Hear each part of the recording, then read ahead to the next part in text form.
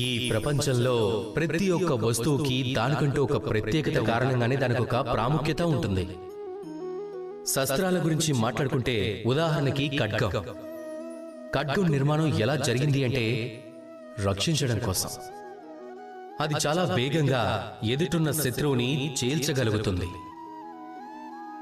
ఆ ఖడ్గంలో ముఖ్యంగా మనం చూడవలసింది ఏమిటి? దాని ధార.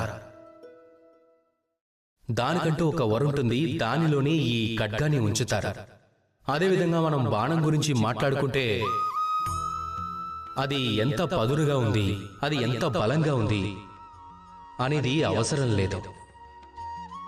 అందులో ఏది అవసరం అంటే దాని ఆకారం ఎలా ఉంది అనేది. అది వాయువుని చీల్చుకుంటూ దాని లక్ష్యం వరకు చేరుకోగలదా లేదా, అది ఎక్కువ ముఖ్యమైనది.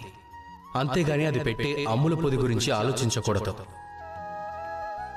అదేవిధంగా ఒకవేళ ఒక మనిషి ప్రత్యేకత మీరు తెలుసుకోవాలనుకుంటే, వారిని అర్థం చేసుకోవాలనుకుంటే, అప్పుడు వారి జాతిని, వారి ధర్మాన్ని, వారి రూపాన్ని, వారి ఆకారాన్ని, వాటిని చూసి వారిని తెలుసుకోవాలని మీరు ప్రయత్నించకండి.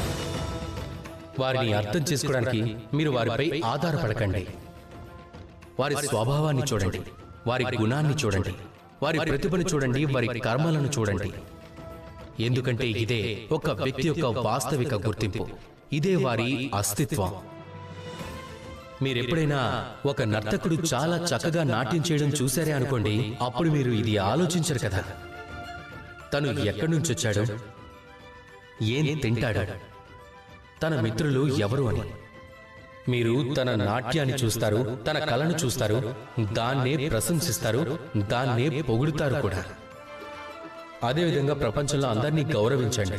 ఇక ఆ గౌరవంలో ఏం చూడాలి అంటే వారి గుణం, వారి స్వభావం, వారి కర్మలు, వారి రూపం, అలాగే వారి వేషధారణ కాదు.